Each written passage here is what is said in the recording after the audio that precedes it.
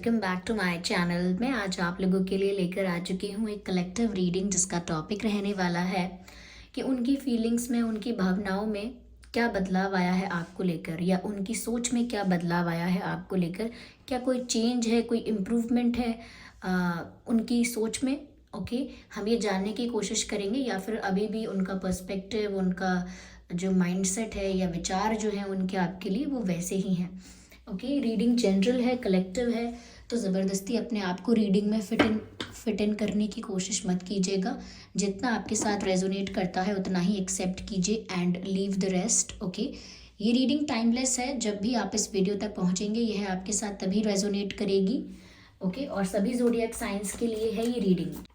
सभी zodiac science के लिए है ये रीडिंग, चाहे कोई भी ज़ोडिएक साइन हो आपका।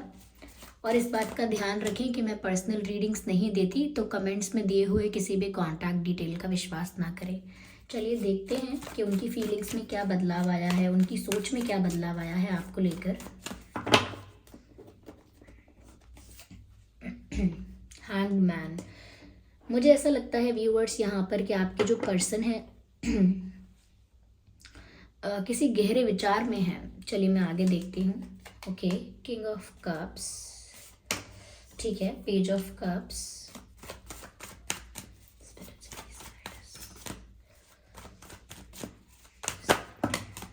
ओके, ये कार्ड अनफोल्ड हुआ है which is the devil card. I need one more card. Oh my God, king and queen, king of cups and queen of cups.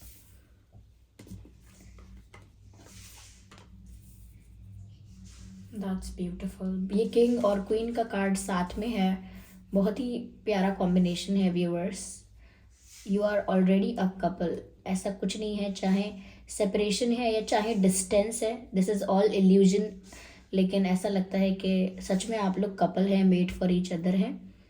चलिए मैं आगे इसको बताती हूँ, पहले मैं इनको अरेंज कर लूँ, 1 सेकेंड लगेगा बस। ओके, तो आई होप ये सभी कार्ड्स विजिबल हैं।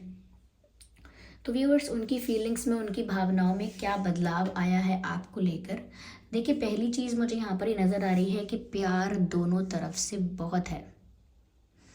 You guys love each other equally. ऐसा लगता है कि जैसे आप लोग एक दूसरे के लिए बने हैं और एक दूसरे के लिए बहुत ज़्यादा सीरियस हैं। आप दोनों जो एक दूसरे के लिए फील करते हैं वो बहुत प्योर है, बहुत जेन्युइन है, और उस पर डाउट नहीं कर सकते, क्वेश्चन नहीं कर सकते, इतना प्योर है। यहाँ पर ऐसा लगता है व्यूअर्स कि आपके पर्सन और आप दोनों एक दूसरे के लिए काफ़ी डेडिकेटेड हैं, डिवोटेड हैं। तो ऐसा तो नहीं लग रहा है कि यहाँ पर कोई किसी और से किसी का कोई कनेक्शन है, नहीं।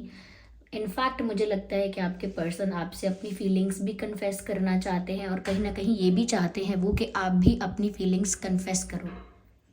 वो दोनों तरफ से चाहते हैं कि आप भी अपनी फीलिंग्स कन्फेस करें, ऑनेस्टली अपनी फीलिंग्स को, अपने इमोशंस को डिस्कस करें, और वो भी अपनी फीलिंग्स आपसे कन्फेस करना चाहते हैं, ओपनली डिस्कस करना चाहते हैं। लेकिन दे आर स्टिल थिंकिंग। मुझे लग रहा है बहुत ज़्यादा सोच रहे हैं वो इस बारे में कि कन्फेस करना चाहिए, नहीं करना चाहिए, कैसे करना चाहिए, कोई प्रॉब्लम तो नहीं होगी। हो सकता है शायद उन्हें आपकी फीलिंग्स के बारे में ज़्यादा आइडिया नहीं है, इसीलिए शायद वो कंफ्यूज हो रहे हैं, बहुत ज़्यादा सोच विचार में चले गए हैं। तो उनकी फीलिंग्स में चेंजेस तो आए हैं व्यूअर्स। अगर वो पहले आपको लेकर बहुत इमेच्योर बिहेव कर रहे थे या बिल्कुल सीरियस नहीं थे, बहुत ही लाइट एनर्जी थी उनकी, बहुत ही फ्लर्टेशियस उनका बिहेवियर था, लेकिन अब ऐसा लगता है कि बहुत जेन्युइनली आपके लिए फील कर रहे हैं। ऐसा लगता है बहुत सीरियस हो गए हैं और इस कनेक्शन को काफ़ी मेच्योरली हैंडल करना चाहते हैं। तो ऐसा लगता है कि इनकी अप्रोच जो है अब इस रिश्ते को लेकर वो काफ़ी मेच्योर है। ओके मुझे यहाँ पर ऐसा भी लगता है व्यूअर्स कि चाहे अभी इस रिश्ते के लिए बहुत मेच्योरली सोच रहे हैं, बहुत सीरियस हो गए हैं, पर फिर भी मुझे लगता है कि किसी चीज़ को लेकर ना अभी भी ये बहुत सोच रहे हैं। मुझे लगता है कि ये आप तक पहुँचे कैसे, आपको अप्रोच कैसे करें, या अपनी फीलिंग्स कैसे कन्फेस करें, इस बात को लेकर ही बहुत ज़्यादा सोच विचार कर रहे हैं।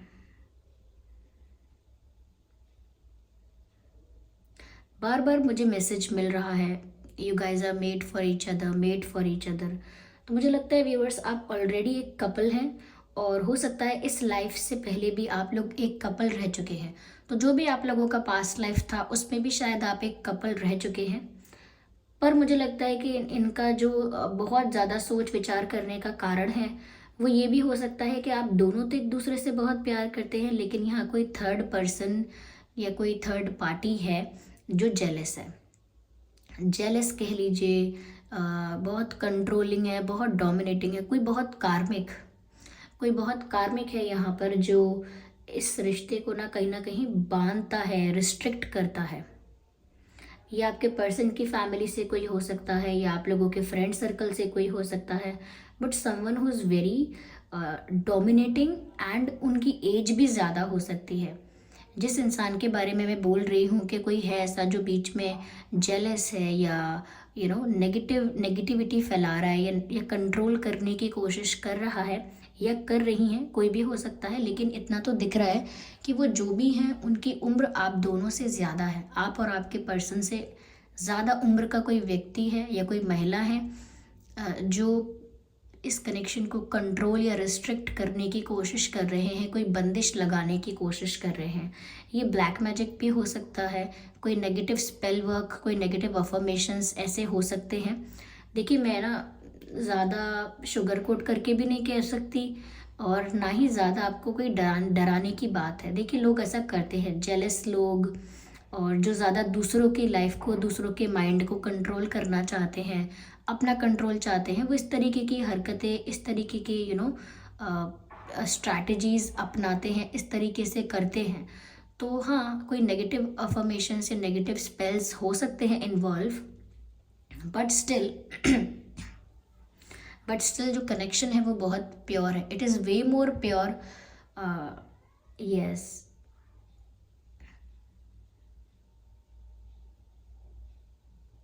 It is way more pure than any negative spell, और ये बहुत ज़्यादा प्योर है, इसीलिए बहुत ज़्यादा स्ट्रॉन्ग है रिश्ता।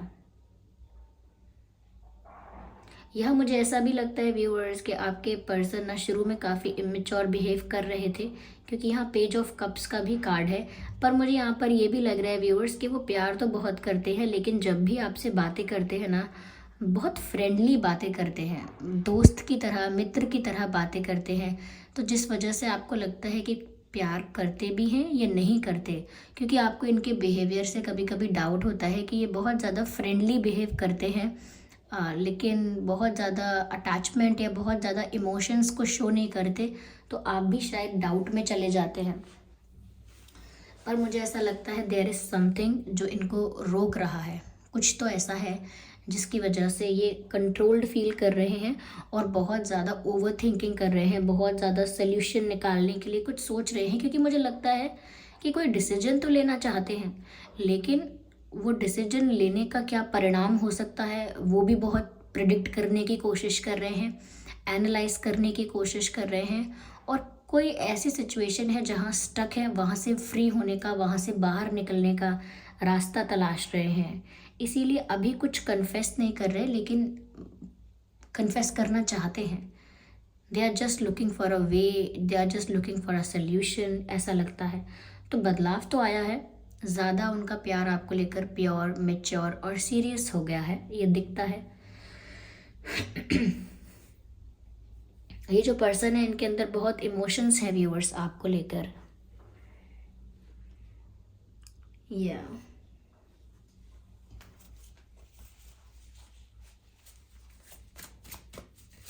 चलिए देखते हैं।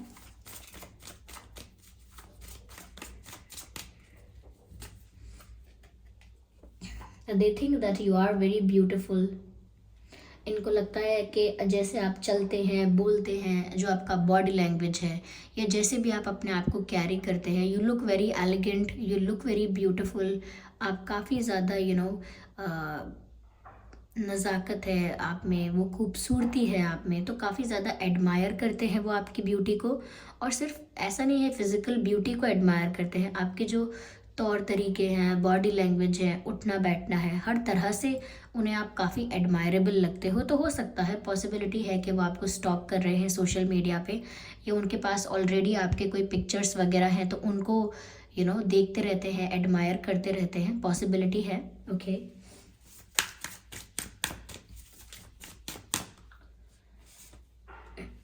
पर मुझे लगता है व्यूअर्स किसी चीज़ का तो डर है।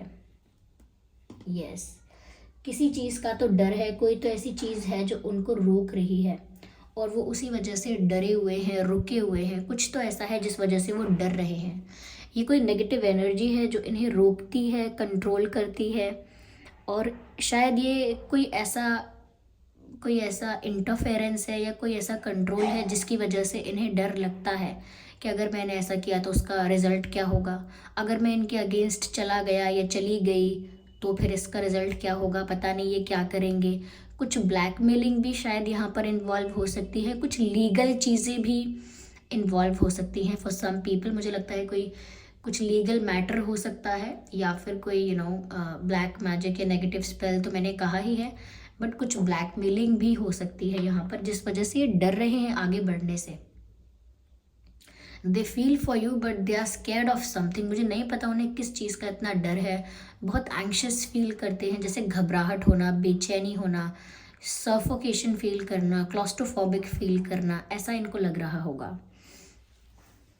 यस,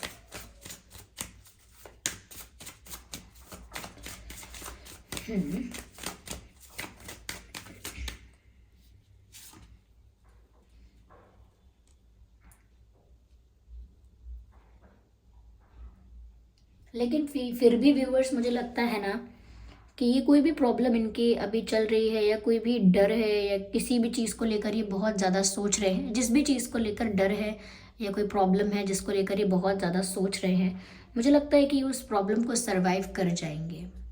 सरवाइव कर जाएंगे का मतलब, देखिए मैं ये भी कह सकती थी कि ये उस प्रॉब्लम को विन कर लेंगे। वो जो भी टेंशन है, जो भी स्ट्रेस है, उस सिचुएशन को विन कर लेंगे, जीत जाएंगे, विक्ट्री मिलेगी। पर मैंने कहा कि वो सरवाइव कर जाएंगे, उसका मतलब सिर्फ यही है कि वो कैसे ना कैसे डील करके उस सिचुएशन के पार चले जाएंगे। अगर किसी को तैरना आता है बहुत अच्छा, कोई स्विमर है तो बहुत अच्छे से स्विम करके नदी को पार कर सकता है।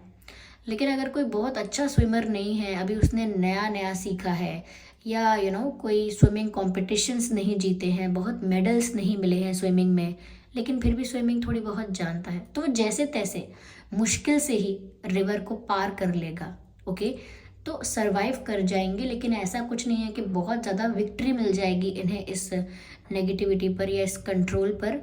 लेकिन हाँ, ये उस सिचुएशन को सरवाइव करके उस परिस्थिति से बाहर आ जाएंगे। तो यू कैन से कि विन कर लेंगे सिचुएशन को, बट मुझे ऐसा लगता है कि जैसे तैसे विन कर रहे हैं ये, बहुत स्मूथली नहीं हो रहा है। तो सरवाइव तो कर जाएंगे, फ्री हो जाएंगे इस स्ट्रेस से, लेकिन जैसे तैसे। ओके, मुझे यहाँ पर ऐसा भी लगता है व्यूअर्स कि ये ना बहुत फ्यूचर के लिए सोचकर चल रहे हैं। अभी हो सकता है थोड़ा वियर्ड और स्ट्रेंज बिहेव कर रहे हैं, लेकिन इनका मानना ये है कि ये भविष्य की सोच कर चल रहे हैं, फ्यूचर को प्रिडिक्ट करते हुए चल रहे हैं, फ्यूचर में अनुमान लगा रहे हैं, प्रोबेबिलिटी और क्या हो सकता है, ऐसा प्रिडिक्ट करते हुए आगे बढ़ रहे हैं। तो बहुत ज़्यादा ना फ्यूचर में सोच रहे हैं, या फ्यूचर के बारे में सोच रहे हैं, बहुत फ्यूचरिस्टिक हो रहे हैं, ऐसा लगता है कि अभी मैंने ऐसा कर दिया तो बाद में इसका क्या परिणाम होगा। इस तरीके की सोच विचार इनके दिमाग में आ रहे हैं।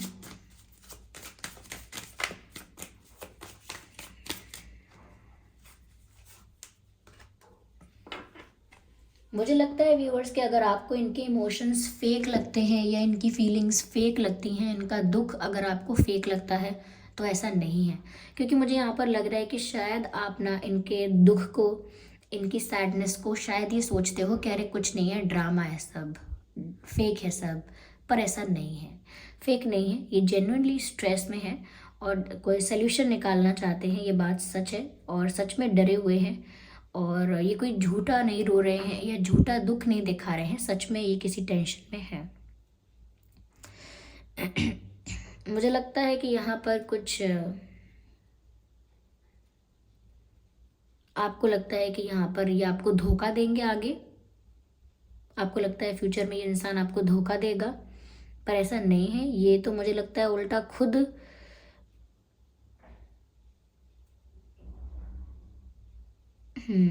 उल्टा खुद डरे हुए हैं, ये क्या धोखा देंगे, ये नहीं दे पाएंगे। मुझे ये भी लगता है कि आप इनको बहुत फेक समझते हैं, क्योंकि ना ये अपनी बात पर नहीं टिकते। They keep on changing their statements. आप बोलेंगे कि आपने ऐसा कहा था कि आप आएंगे, तो फिर ये बोलेंगे नहीं मैंने ऐसा नहीं कहा था कि मैं आऊँगा या मैं आऊँगी, मैंने ऐसा कहा था कि अगर मुझे टाइम मिला तो मैं आऊँगा। तो यानी कि ना ये ना बातों से पलट जाते हैं। ओके, और इस वजह से आपको गुस्सा आता है, इरिटेशन होती है कि नहीं आपने ऐसा नहीं कहा था, आपने वैसा कहा था। फिर ये बोलेंगे गलत सुना होगा, मिसअंडरस्टैंड किया होगा, शायद क्लियर नहीं सुना होगा। तो लेकिन आप जानते हैं कि इन्होंने क्या कहा था, तो उस वजह से गुस्सा आता है आपको कि आप सामने तो झूठ मत बोलिए। तो ये हो सकता है कि थोड़ा सा आपने कभी कभी इनको पकड़ा है इस चीज़ के लिए कि ना अपना स्टेटमेंट चेंज कर देते हैं या कही हुई बात से मुकर जाते हैं। तो जैसे इन्होंने बोला कि मुझे ऐसा बिल्कुल नहीं पसंद, मुझे वैसा बिल्कुल नहीं पसंद, और फिर इन्होंने वही काम किया। तो आप अगर इन्हें बोलेंगे कि अरे आपको तो अच्छा नहीं लगता ना ये करना, तो ये बोलेंगे मैंने कब कहा ऐसा। और आप बोलोगे आपने कहा था, तो ये बोलेंगे ऐसा हो ही नहीं सकता, मैं ऐसा बोल ही नहीं सकता। तो ऐसा नहीं है कि एग्जैक्टली ऐसा हुआ हो, लेकिन मेरे कहने का अर्थ है कि ये ना स्टेटमेंट बदलते हैं, जिस वजह से आपका ना डाउट इन पर बढ़ जाता है कि ये फेक है या आगे धोखा देंगे, जो भी इमोशंस दिखा रहे हैं वो झूठे हैं। तो ये स्टेटमेंट से पलट जाते हैं। उसका कुछ और रीज़न हो सकता है कि ये भूल जाते हैं या कॉन्फिडेंट नहीं है अपनी कही हुई बातों को लेकर, इसीलिए बदल देते हैं, या कुछ ऐसा है। लेकिन ऐसा नहीं है कि वो झूठ बोल रहे हैं, मैनिपुलेट कर रहे हैं। इनकी फीलिंग्स आपके लिए जेन्युइन है। Yes yes, that's true.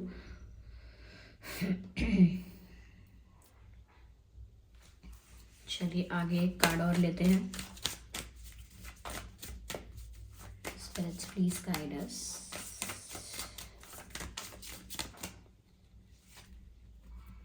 मुझे लगता है ये कोई मैसेज देना चाहते हैं आपको, कोई संदेश देना चाहते हैं। यस, इनके पास कोई मैसेज है जो ये आप तक पहुंचाना चाहते हैं। ये चाहते हैं कि वो मैसेज आप तक पहुंचे और आपको कोई मैसेज देना चाहते हैं, ऐसा यहाँ पर नज़र आ रहा है। तो चलिए आइए देखते हैं हैंड रिटन मैसेजेस में कि क्या मैसेजेस हैं जो वो आपको देना चाहते हैं।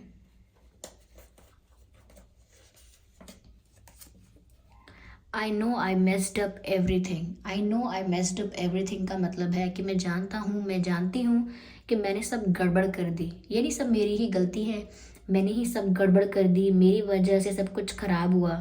तो ये कह रहे हैं आई नो, मैं जानता हूँ कि मेरी गलती है, आई नो कि मैंने सब बिगाड़ा है। सो समवेयर वो रियलाइज़ कर रहे हैं या एक्सेप्ट कर रहे हैं अपनी mistake. I look for you everywhere. मैं आपको ही हमेशा ढूंढता हूँ,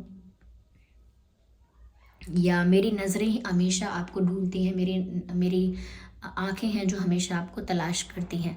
तो हो सकता है व्यूअर्स कि शायद ये आपको देखना चाहते हैं, इसीलिए शायद ऐसा यहाँ पर दिख रहा है कि I look for you everywhere. ये हमेशा आपको ढूंढते हैं, आपको देखना चाहते हैं, पॉसिबिलिटी है। Okay, what is this?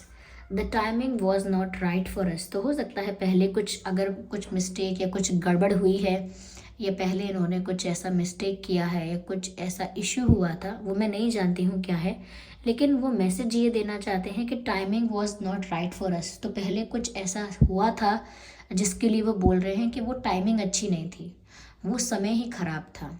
They are not blaming you, they are not blaming themselves. वो ब्लेम कर रहे हैं उस टाइम को, उस सिचुएशन को, उस वक्त को, कि वो समय ही हमारे लिए ठीक नहीं था, हमारे लिए सही नहीं था।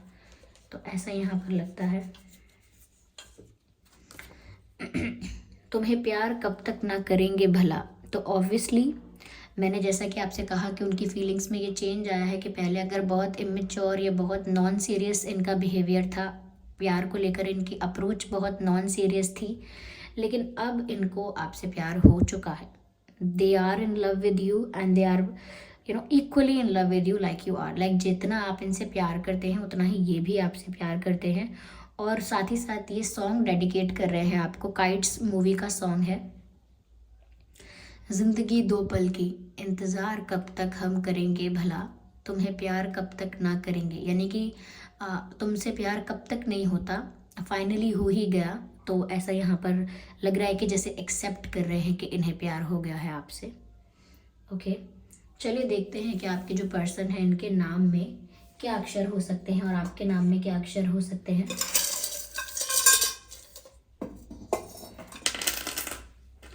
आपके या इनके नाम में व्यूअर्स एम हो सकता है, एच हो सकता है, यू हो सकता है, डी हो सकता है, डब्ल्यू हो सकता है, ओके, एक्स हो सकता है, या हो सकता है या आपके एक्स हों, ये भी हो सकता है।